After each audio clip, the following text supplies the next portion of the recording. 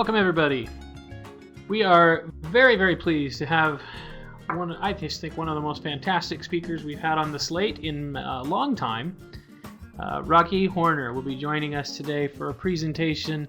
Welcome to all of you. It looks like we've got, as usual, there are many of you from all over the world. It's great to see our friends from Australia and the Asia Pacific, up north in Canada, all over the United States, and really all over the world. Thank you for joining us and taking some time, whether it's your morning, afternoon, or evening.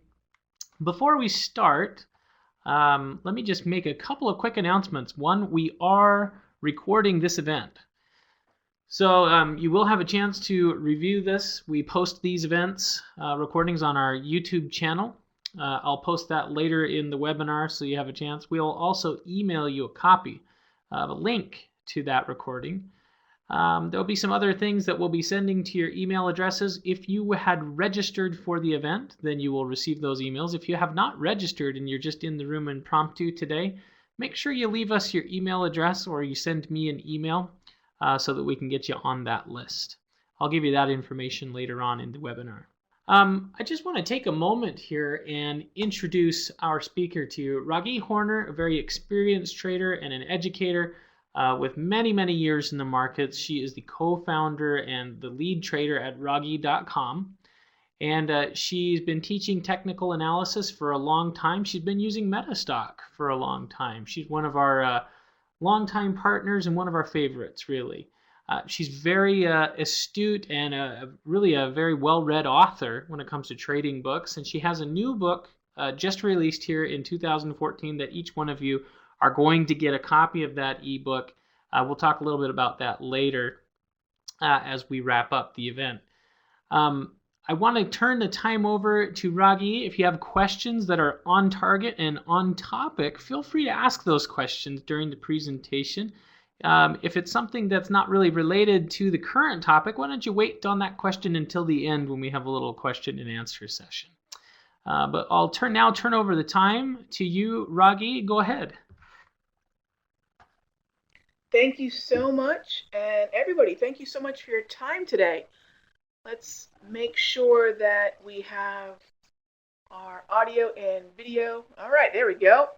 So we're going to talk about a number of charts, and these are going to be some current charts that I'm looking at, some setups that I am either managing right now or watching. So this talk will be both about my indicators, which some of you may be familiar with. If you're not, I'm going to be covering all the basics.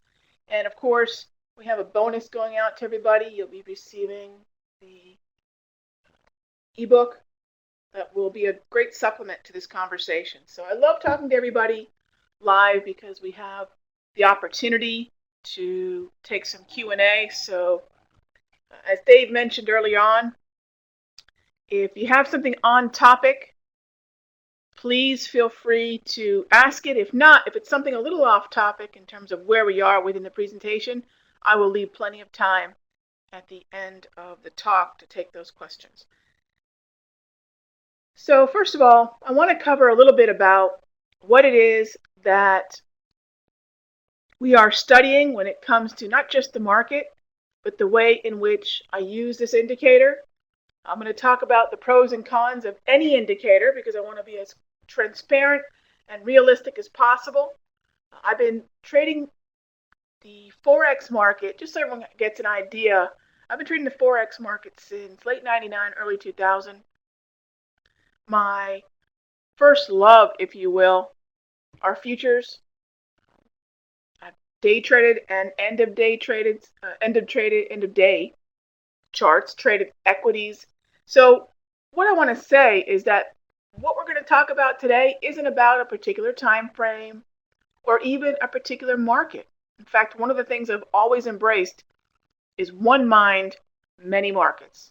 If you understand the psychology of price movement, which is what we're going to talk about here today, not technical indicators per se and not naked charts, but understanding the psychology of price movement, you can understand that, then we are definitely going to be in a kind of an opportunity to be able to trade anything. And that's really my goal not only for myself, but for my students. All right, so let's go ahead and start off with the first question. This is kind of basic, but I think sometimes people forget. Sometimes we actually get so far away from the basics of what we're trying to do as traders. We get caught up in fundamentals, and we get caught up in the economic calendar and whatever new indicators out there. And we forget what it is that we are primarily trying to do.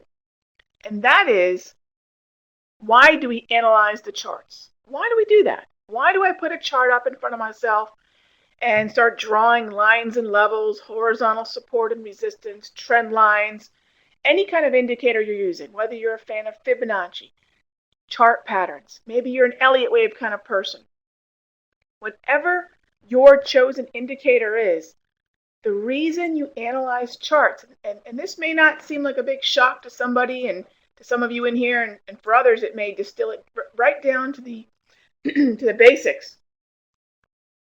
What we're trying to do is trying to find a reaction. It's really about that. All analysis, I don't care what you're using, we're trying to find a reaction.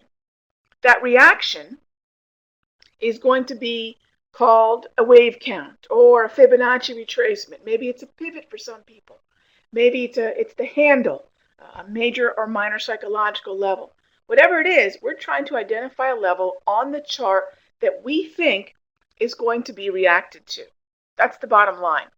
So what are the three reactions? There are actually three different reactions we could see at, let's call this a decision level. For the purposes of our talk and for about the next 35 minutes, let's just buy into this idea that any kind of support or resistance level you will find on a chart that you are identifying through whatever type of analysis you use. Let's just call that a decision level right now, commonly known as support or resistance.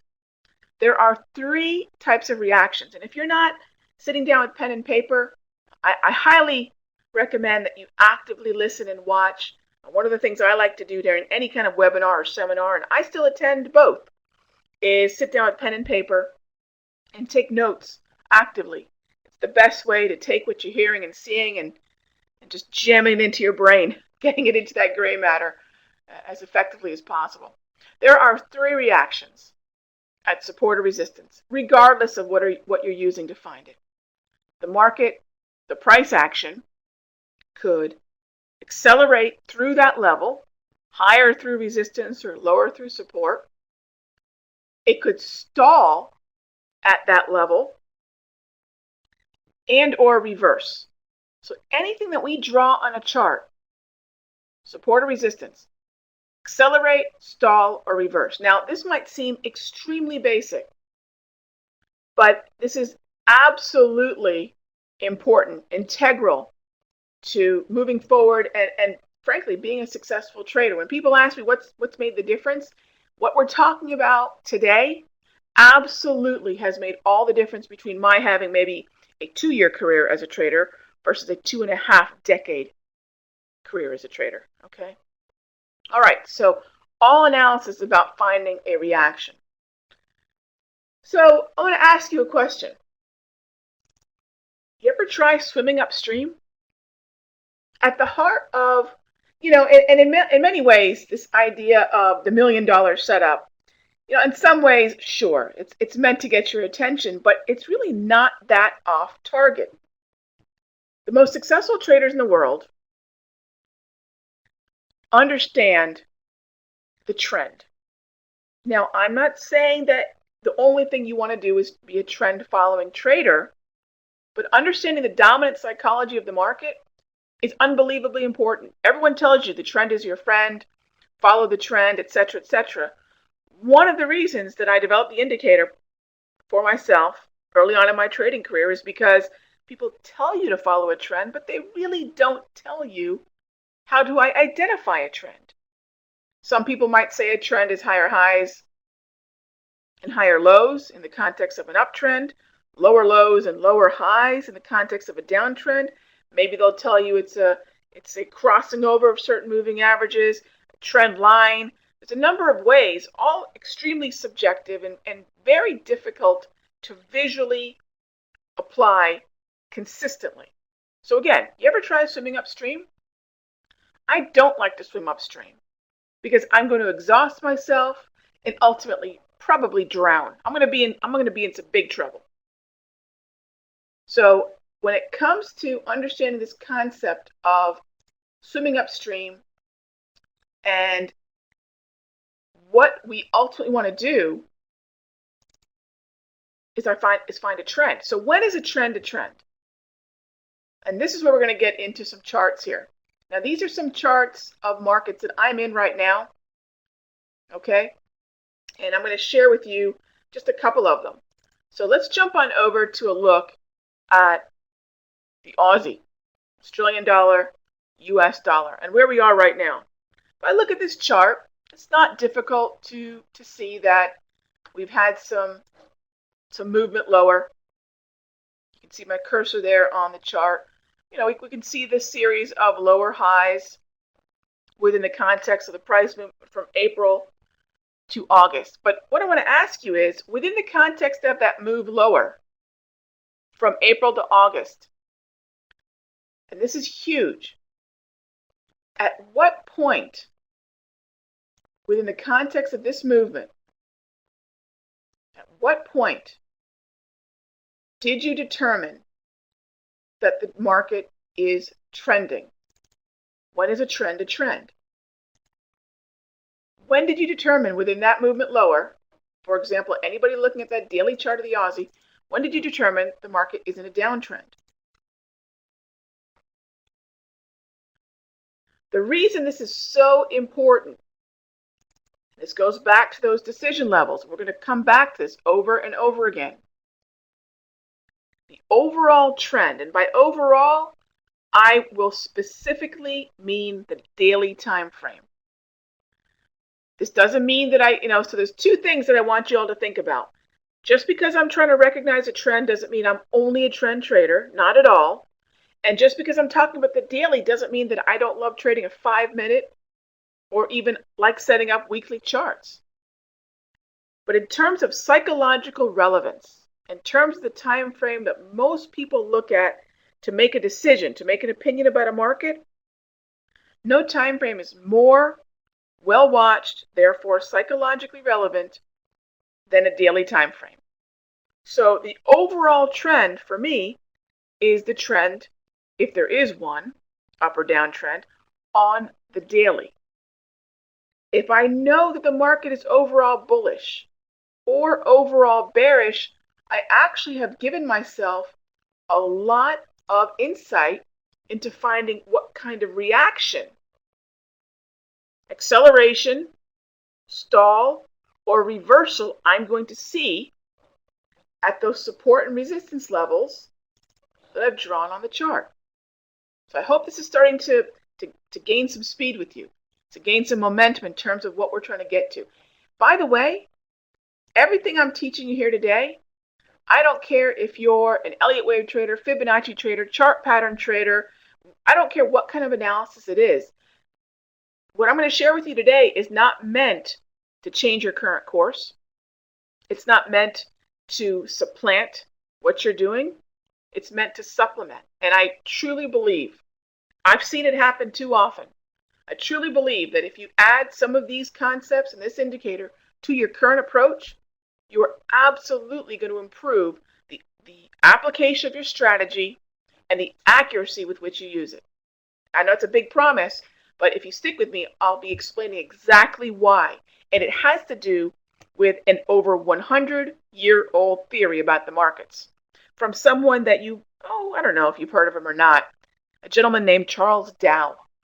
Okay, so take a look at this chart, and I'm sure a lot of you have different reasons for saying that perhaps as we slice down through, a certain price level, maybe the 102 handle, that at that point you felt much more bearish, and perhaps at that point you felt there was a downtrend, etc. The way I do it is with what I call my wave and grab candle. So if anybody's familiar with the wave and grab candles, this chart is going to look very familiar to you. So it's the same chart, same amount of data, There's only one difference: the wave and my grab candles. Now, funny enough, when I developed these tools and started trading with them, I was just, and still am, a private trader, trading from her home office in her pajamas. No kidding. I did not become a trader so I could put a skirt suit on every day, nor, frankly, have to worry about what my hair and makeup looked at 7:30 in the morning. I like my commute of about 12 steps, maybe a few more than that, from my bedroom to my office. Love that commute. Save a lot of gas money. For me, being a private trader means having the luxury of time and being able to trade on my time. It's the freedom of time. Well, part of that is having a certain amount of speed in my analysis. I don't want to be in front of my charts all day. I'm the Forex on 5 girl. That's the last book that I wrote. How you can trade the markets basically in about 1 hour a day. It's not meant to be some catchy little line. I absolutely live it. Now, I do a lot more in the markets than just an hour. But if someone told me you've got 60 minutes and the sand is going, hourglass is moving, you've got 60 minutes to get your trading life in order every day, I could do it. One of the reasons is I've got the wave and grab candles on my side. So very quickly and very objectively, I can make some assessments about the market. All right, so again, even though we're going to use a bunch of Forex market examples, I don't want anybody thinking that this is limited to a daily time frame or the Forex market. I'm just trying to find some simple basic setups because we have a limited amount of time and I want to impress upon you how powerful this indicator is and how to integrate it with what you're already doing. So part of this whole idea of understanding the market trend is to have a trend on my side.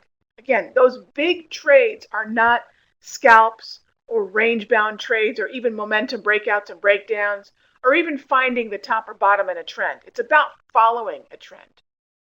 And that's what this tool is all about. So according to my tool, so if I now contrast this chart with this chart, you'll notice that what we're looking at is a downtrend that began with the momentum, the organization of momentum. So that's the red candles, then turning into an angle of 4 to 6 o'clock on my 34 EMA wave. Now, I want to mention something, and this isn't vanity, and this isn't ego, this is just fact. There's a lot of folks out there who may use Fibonacci-based simple or exponential moving averages. And the way I use them is by using a trio of those exponential moving averages. The 34 period EMA on the high-low close, that's the wave. I will tell you that in all the time that I've been sharing this with people, because I am very transparent about what the wave is, rather than being very secretive and telling everybody it's a proprietary indicator. Subsequently, a lot of folks have taken my wave, renamed it, repackaged it, and run with it. And I'm flattered by that. I'm absolutely flattered by that. Because, the bottom line is, it works. That's why they've done it. So if you see a 34 EMA wave on a high-low close, that's the 34 EMA wave. Whatever it's called from there on out, one of the most popular, actually the largest forum on a very popular Forex portal, Forex Factory actually, the largest forum is dedicated to my 34 EMA wave, which was basically renamed, and they added some more nuances to it, which is great. That's what I'm really talking about. If anybody takes the wave and then adds their own spin to it, fantastic. Again, I'm flattered and I'm happy it's helping them out. But you have to have a base understanding of what the wave is, how to use it, and what it does, and then you can basically grow from there.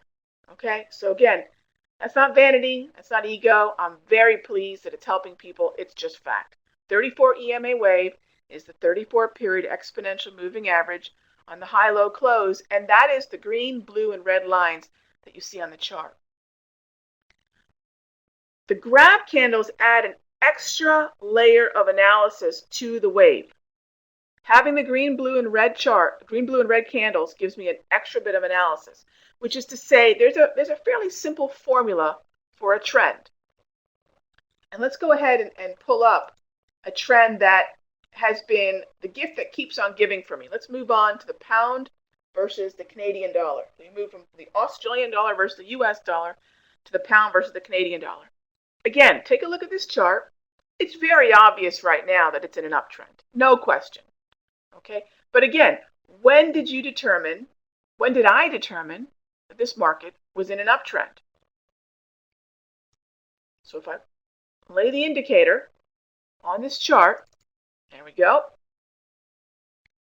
Take a look at when, and there's a number of times that we saw red grab candles go to blue, go to green. So go from bearish sentiment and momentum to neutral to bullish. There's a number of times that happened. And you can see how effectively the indicator actually does point that out to you with the neutral, bullish, and bearish color coding here along the bottom. I love that. So what happens here is that I take a look at the grab candle color. A trend, if you want to think about a formula for a trend, is sentiment, the way people think, plus momentum, the actual action they're taking, equals a trend. So organized thinking gives us momentum. Organized momentum, ultimately, if it continues, will give us a trend. So we can go from the red to blue to green grab candles, but it's not until I get consistent green grab candles plus a 12 to 2 angle of my wave, where prices are consistently plotting above the wave, preferably with higher highs in an uptrend, or lower lows and red grab candles in a downtrend. It's not until I get both happening at the same time that I'm going to step back and say I have a trend. So it's actually mid-September until both the consistency of the grab candles and the angle of the 34 EMA wave yielded for me my first swing buy. And it's these types of setups that are those major whale trades. Think of a large animal. I don't care if you call it a T-Rex, a whale, an elephant. I don't know. What's a really big animal? Whatever you want to call it, right? This is the big trade. When you start to follow a trend that is confirmed with the color-coded candles in combination with a 12 to 2 in an uptrend or 4 to 6 o'clock angle wave. So within the context of what has been fairly steady green bullish grab candles, I'm able to say that this is a mark up market trend. Nobody influenced my trading more than Charles Dow. Nobody. Understanding the 4 market trends: mark up, mark down, accumulation, distribution. That's just mark up and mark down are just a fancy way of saying up and down trend. Accumulation and distribution is just a fancy way of saying a wide, choppy market versus a narrow, range-bound market. The wide, choppy being distribution, the narrow being accumulation. So if I know all analysis is about finding a reaction, and that the overall trend dictates how prices will most likely act at a decision level, and if I have a trend, let's say the markup trend like we have in the pound versus the loonie, when prices pull back, am I going to automatically assume there's a reversal to the downside, or am I going to think about the fact that I likely have some support that will be mustered up, the bulls will be nudged back awake, and that chances are the prices will continue higher. When I have green grab candles on a 12 to 2 o'clock wave and we pull back into the wave, and you go ahead and count how many times since mid-September we pull back into the wave, dominant green grab candles. I know that sometimes when we pull back into the wave, the actual entry may be a little blue. We may see a little more of a neutral market sentiment come in. But as long as I see that slope and prices are being supported within my 34 EMA wave, and I have an overall bullish, there's no doubt how bullish the market's been, even though we've had pockets of some neutral price action. But as long as we remain bullish, what I want to keep in mind is that these pullbacks are opportunities to buy. Now, here's what's really different and what I think differentiates what I do from, I think, a lot of people who will just define themselves as trend traders and always apply that strategy to any market. And this is pretty important here because I think this is where a lot of traders, they run into trouble. Let's take a look at the dollar Canada here for a moment. First of all, here's the dollar Canada without the wave and grab, and here it is with wave and grab. When you have a sideways market, when you have a market that is moving at what I call a 3 o'clock or a 2 to 4. 3 o'clock would be a sideways narrow range accumulation, if you're thinking in Charles Dow speak. Distribution would be that wider 2 to 4 o'clock chop. If you see either one of these sideways types of market trends, they're typically going to be accompanied by either a lot of blue grab candles or rapid succession, a quick change from blue to red to green. You can see that here through July and August. We transitioned out of what looked to be the beginnings of what could have been an uptrend. We transitioned into chop, and I could see that with the blue, the red, the blue, the green, the blue, the red. See that quick transition with the 2 to 4. Now, does this mean you're never going to take a hit on a trade? Of course not.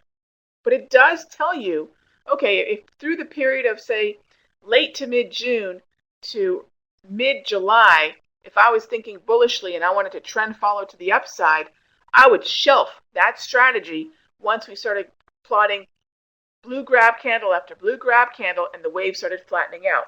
I would shelve that trend following strategy and say to myself, okay, we're in chop. If I have a range bound strategy, if I have a strategy that is designed to take advantage of non-trending markets, that's what I want to do. If I'm a trend follower, I shut that down.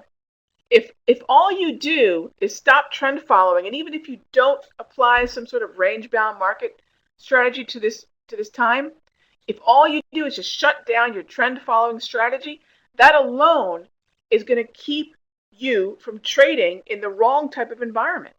No one strategy, no one indicator is going to offer you entries in every market environment. And the wave is not necessarily giving me entries in a chop. It's just telling me when to shut down my trend following. Within the context of a trend, I'll use the wave to trend trade, to trend follow. But as soon as you start going blue and sideways, shut down that trend following, either wait for the trend to reemerge or transition into a more appropriate distribution or accumulation strategy. Even your indicators are going to be influenced by when you should use them. Because, for example, within the context of a trend, what we've seen on the Canadian dollar easily since mid-November, I'm not interested in what an oscillating indicator has to tell me about overbought or oversold. It simply doesn't apply. Could we eventually find a top in the dollar Canada? Sure. But I'm not going to apply that strategy as some sort of overbought or oversold type of approach. I'm going to simply say that at some point this market's going to correct and leave behind a high. How many times along this path, from basically the 103.50, even the 103 handle, to now where we are around almost 110, easily the 109 handle, how many times could an oscillator have said we were overbought? And could a contrarian trader have shorted the market? A number of times. But what was the direction of the river? It was up. So swimming upstream here would be what? Trying to take shorts. I'm not saying that you can't swim upstream for small amounts of time, but you can't do it for a prolonged period of time when the river's going the opposite way. Keep that in mind. Okay, so the river's moving higher. If we have a trend here moving higher, and you want to short, that is upstream. That is counter trend.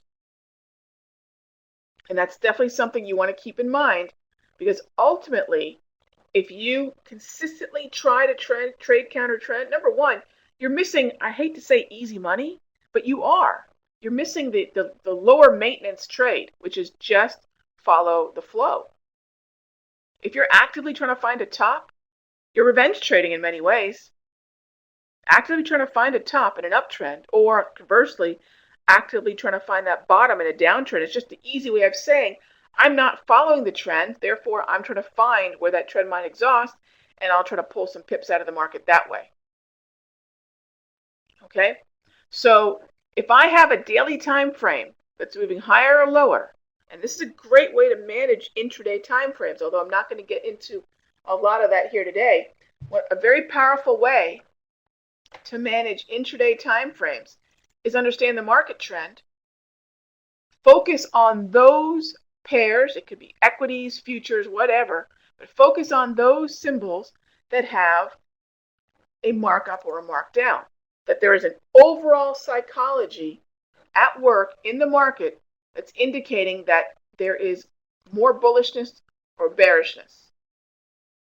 Okay, more bullishness or more bearishness. I don't want to be in a sideways chop. I don't want to have my watch list of symbols that I'm trading to be dominated by pairs, or it doesn't matter if it's Forex, futures, or equities. I don't want symbols that do not have consistent red or green grab candles, and that 4 to 6 or 12 to 2 o'clock angle.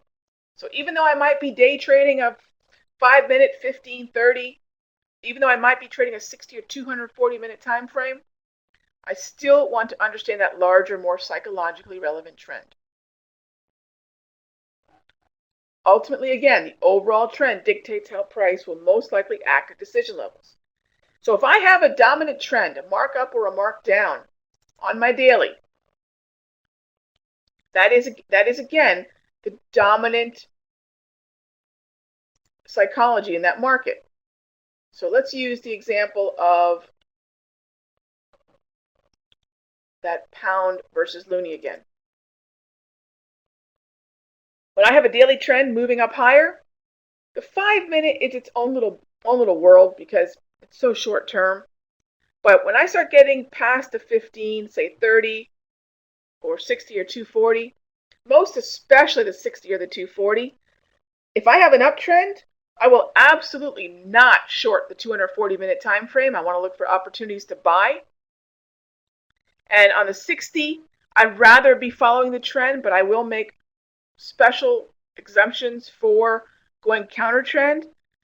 But ideally, if I do want to take a counter trend trade, and by the way, the pound loonie has pulled back pretty dramatically today. Does that mean I can't short? No, it simply means I can't short the daily or the 240. I'd rather set up a counter trend short on a 5, 15, 30. Stay nimble, stay short term, and I'm only really looking to swim upstream for a short amount of time. My other favorite analogy in terms of counter trend trading, a short-term 5, 15, 30-minute time frame, is how many of us have just kind of gone off into la-la land and hopped on the wrong escalator. I wanted to go up the up escalator, and I hopped on the down escalator. If you realize pretty quickly, you could probably hop back up 2-3 steps and make it back to the platform, right? But if you're halfway down that escalator, chances are you're not going to make it up. Maybe you will, but chances are you're not going to. If you're going to swim upstream, you can only do it for short pockets of time. For us, that means take your attention to a 5, 15, 30-minute time frame, play your counter trend trades there, keep them nimble, keep them short term, realize that you're going against the overall organization of the market.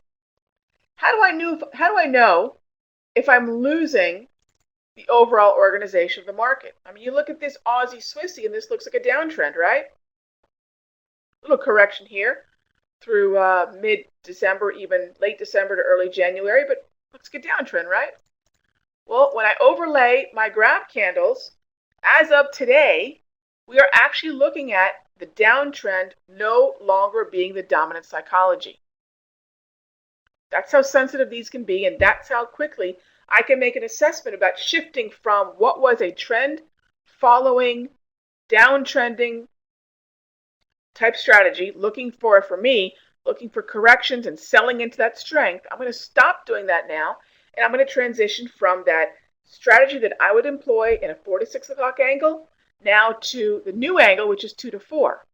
Can I short this market? Yes, but it's now based upon my expectation that this is going to be a range-bound chop, and I'm going to look for exhaustion within the context of a trend. Very different from my quote-unquote $1 million strategy. Very different from my trend trading. Looking for range extremes and fading a ceiling, in other words, short selling a ceiling and buying a floor, is not something that I want to do for the longevity of my career, really for the longevity of my sanity, or for those big moves. They're simply not going to yield those big trend-following moves like I've got in, again, one of my favorite pairs of the last year, the pound loonie. Somebody could try to find these highs and short them, or simply buy into the pullbacks and get long. So when I contrast this indicator now, absolutely I'm looking at a sideways, neutral, more neutral market trend with a little bit of bullishness coming in near term, but I'm looking at that flatter wave, and my grab candles have lost that consistency of the red.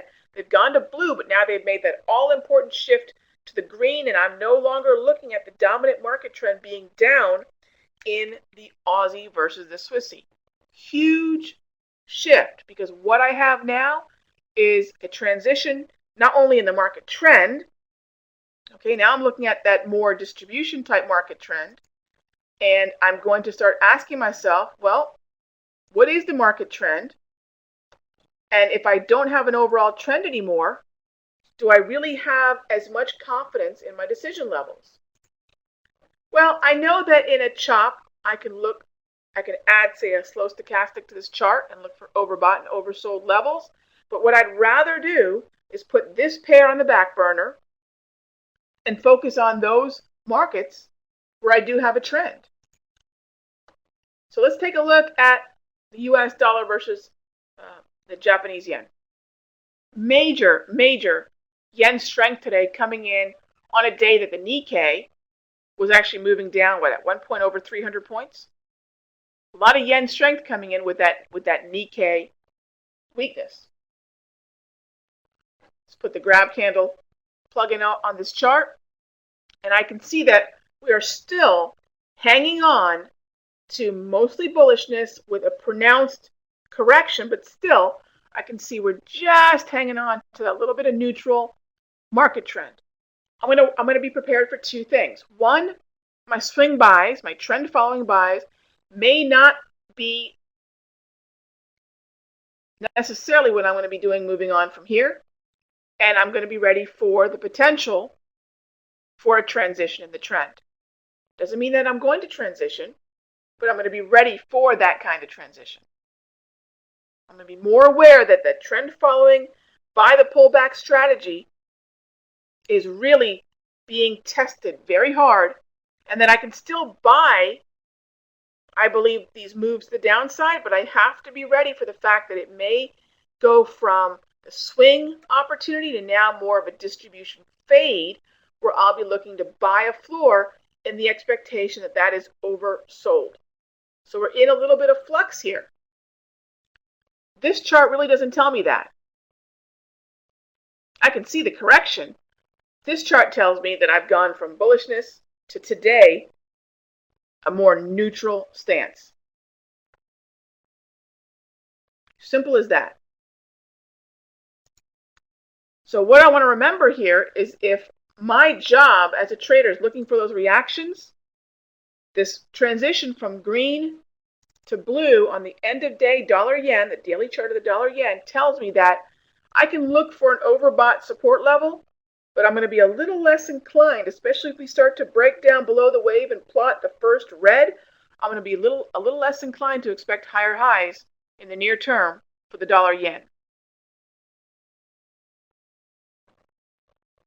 So if I know when a trend is a trend, based upon the grab and the wave, can I also begin to identify when a trend is no longer a trend, an up or down trend? Absolutely.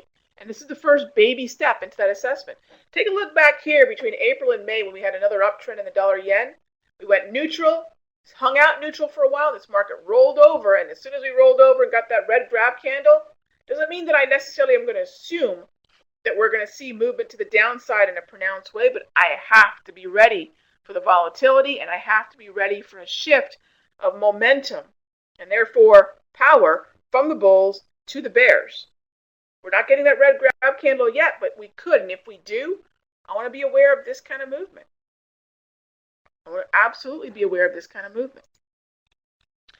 All right, so what I want to do here is take our discussion from these charts and grab some of your questions and go from there. All right, so let me just scroll through these questions, and if you have any, please feel free to type them in. And again, this is a strategy that you can use with your current environment. So if I make it with your current approach, so what you need to remember is the environment, your market trend dictates what kind of strategy you're going to use. I'm not saying that one strategy is better than another. I'm not saying that Fibonacci is good or bad, that Elliott wave is good or bad, that chart patterns are good or bad. What I'm telling you is your first job as a trader is to, one, and if I can give you some homework, one, recognize the strategies that you do have and put them in one of four baskets. Ask yourself, is this a trend following strategy, a trend reversal strategy, a range bound market strategy where you'll fade the extremes of the high and low chop, or is it a momentum strategy where you're looking for breakouts and breakdowns through a range? So ask yourself, which one of the four is it? Once you understand which one of the four it is, you can then go about asking yourself the next question, which is, how do I then apply some timing, not to just my entries, but how do I apply timing to which strategy and also which indicator I may use? So if I have a trend following strategy and it's an uptrend that I have, I'm going to see green grab candles and a 12 to 2 o'clock wave. If I have a trend reversal strategy, I'm going to look for that transition from the green grab candles to blue and then to red, or from red to blue to green, and that the wave is then broken, that it's violated. If I have a range-bound strategy for breakouts and breakdowns, a momentum strategy, I want to see some consistent blue grab candles and a flat wave. When the market's in chop and a distribution, volatile, wide range chop, I'm going to see a quick movement through the grab candle colors from green to blue to red to green, whatever combination, quick transition through those grab candles in a more lumpy, bumpy 2 to 4 o'clock angle.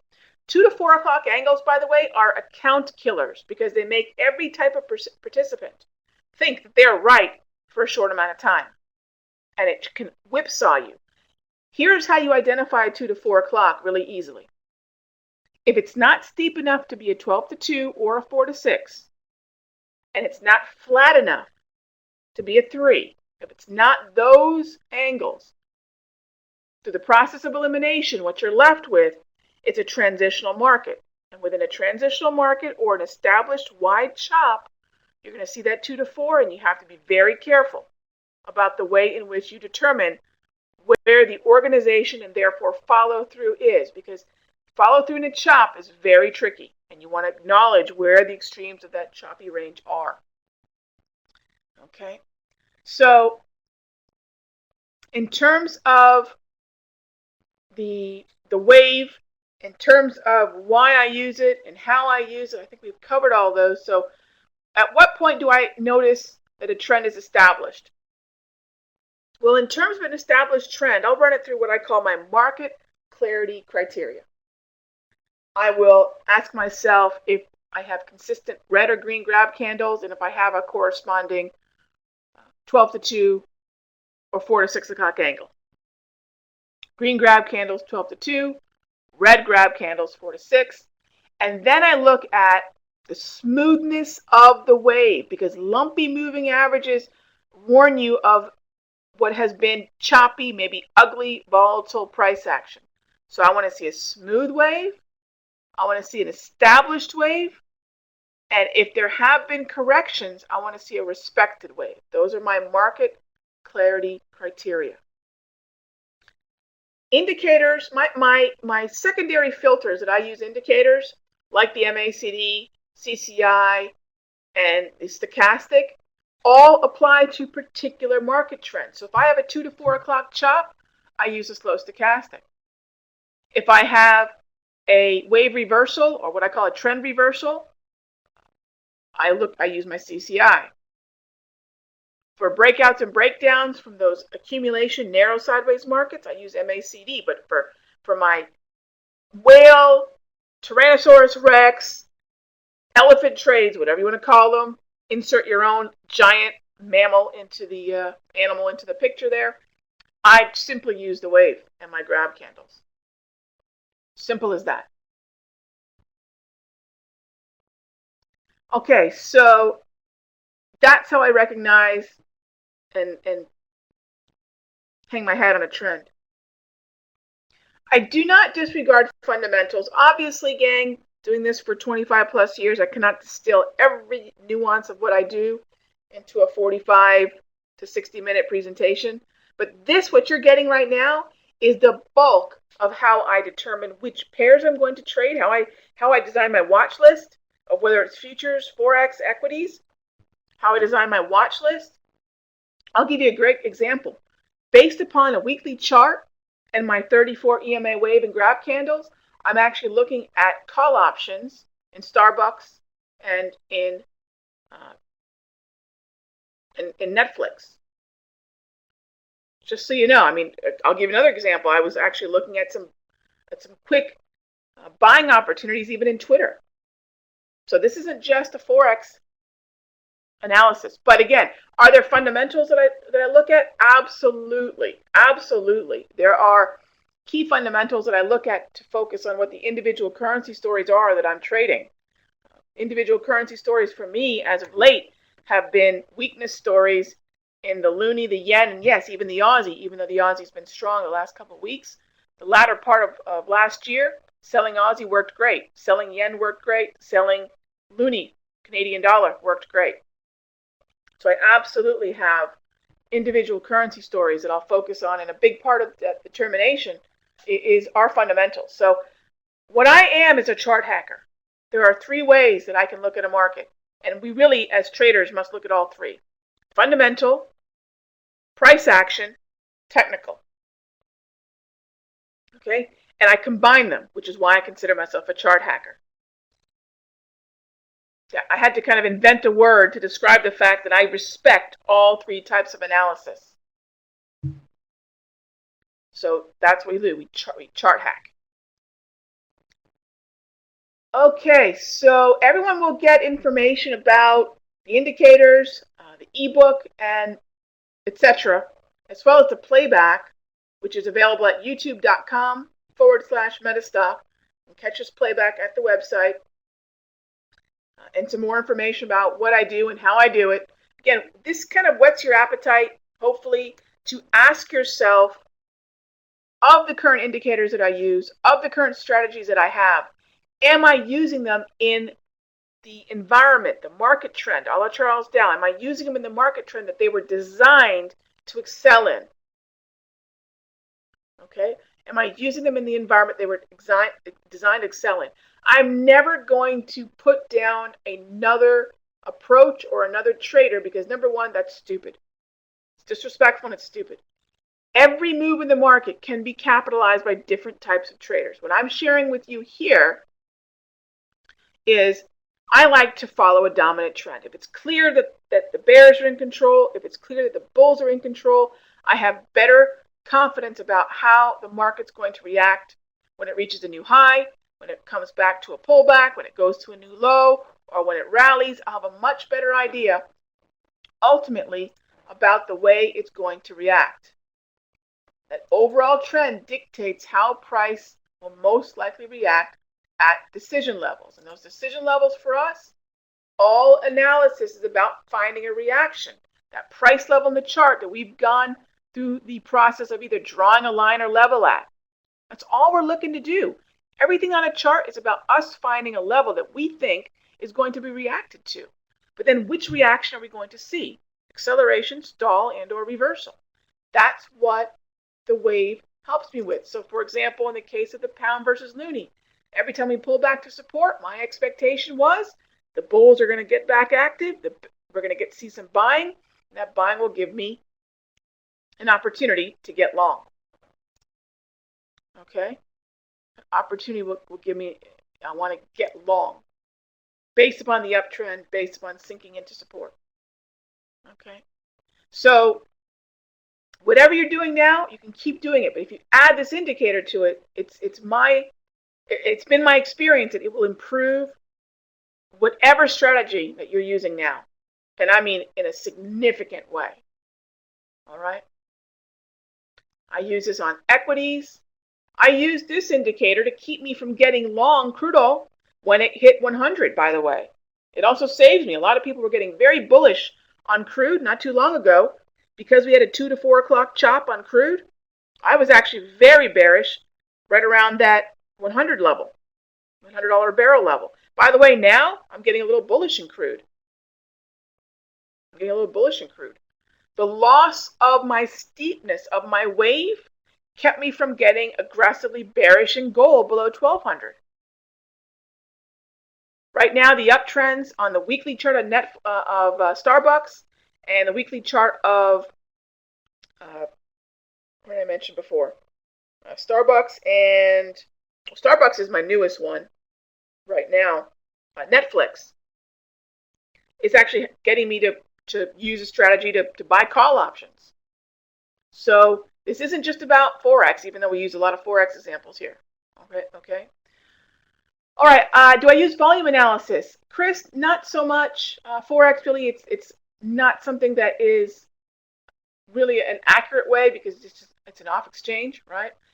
I do not actually use a lot of volume analysis. Not that it isn't good, but I just find it doesn't lend itself well to what I do. I do want to look at liquid markets. I do want to look at liquid times in a market, but volume analysis is interesting to me only in that if I have extreme high or low volume, I may consider the underlying sentiment that accompanied a move and therefore question the ability for the market to follow through. But I don't use a lot of high-level volume analysis. Just not something that I actually find I've needed a lot of. But if you're doing it, and you're doing it within the context of a trend, of course, versus chop. Your volume analysis, depending upon the underlying market trend, could give you an idea of when support might kick in, whether a market is exhausted, and so forth. So it absolutely can apply, without a doubt. All right, so gang, I'm going to wrap it up here for our presentation today. Thank you so much for your questions. Thank you for attending. I hope it opens your eyes to the possibilities in terms of what you can do with this indicator. And I hope you'll think about the points that we covered earlier with my discussion of the trend and reaction levels and understanding the dominant psychology of the market. Okay? You can absolutely put all this to work tomorrow in whatever approach that you're using right now. And if you need more information, you're going to get a bunch of bonuses from us. If you've registered for this talk, they will be sent to you. And you're absolutely, between this conversation here and the ebook that you're going to get, it will absolutely put together not only how I trend follow, but how I day trade as well. Maybe that'll be a separate conversation we can have here. How I day trade using the same indicators and a couple extra ones, which you'll learn about in that ebook if you registered. And maybe in the future we can have a discussion on that as well. Gang, the trend is your friend as long as you can recognize it. Again, I can't emphasize enough. Looking at the chart with the grab, I think definitely gives you a whole lot more nuance. And even if you're not looking at a market that you want, for those of you that like to fade moves, here's that Aussie Swissy. When do you know that a trend is no longer in place? The grab will tell you that as well. All right, thank you everybody again. Huge thanks to MetaStock. And again, you'll get some information from me. If you've registered for this discussion, if you did not register, just put your email here in the text window, and I believe we'll still get that ebook and all the goodies out to you. Again, thank you, Dave. Thank you, MetaStock. And I'll see you all next time. Thank you so much, Raghee. Outstanding webinar. I actually took quite a few notes myself. I mentioned early to Raghee that I got a hold of these indicators here for MetaStock early, and I've been using them, and I found them to be really helpful actually already. They're very quickly implemented. Just to wrap up, for those of you who are not on a registered basis with us for this webinar and you'd like to receive the bonuses, please actually email me directly. I'm going to put my email address right here in the chat window. It's dave.osmond@metastock.com. Okay, write that down. Send me a quick email and let me know if you're not registered for the event. Send me a quick email tonight and I'll make sure you get everything that's on the list here, including a recording. You're going to get access to, for those of you who do not have MetaStock, we're going to get you a free trial of it. You can alter, I saw an interesting comment earlier from one of you about some other platforms where you can't manage and change some of the colors. You can definitely do that in MetaStock. It's one of the most customizable platforms. It's one of the reasons why it's a preferred platform for Raghee. We'll send you that out, and then we'll send you her indicator that we're looking at here. It plugs right into MetaStock. It's something we developed in conjunction for this webinar, and so we want you to give MetaStock a try with the indicator and roll with it free for 30 days. Those of you who already have MetaStock, you're going to get the indicators, of course. But we're also going to send you this ebook that we teased a little bit. Let me just show you what it looks like here on the screen. This is the new $1 Million Setup. And you're going to be one of the first ones to get a hold of this. This is brand new, and so we'll be sending you this ebook as well. Some questions also that were mentioned. A lot of people asking about your training, Raghee, and I got to tell you, she is a terrific trainer. I think you've gotten a hold of that idea just by listening to the way she explains things. I think she's a fantastic educator. Definitely you can visit raghee.com. RAGHEE.com, where you can, I know that you can go there to investigate a little bit more about her training and the things that she does from an education standpoint. And, it's really fantastic to have her in the room. I just think she's one of the best educators out there. Thanks, everybody, for joining us and taking an hour out of your day. I hope, like me, you've taken away something that will impact and improve your trading. Best of luck in all you do. And we'll see you again at the next MetaStock webinar. Thanks, everybody.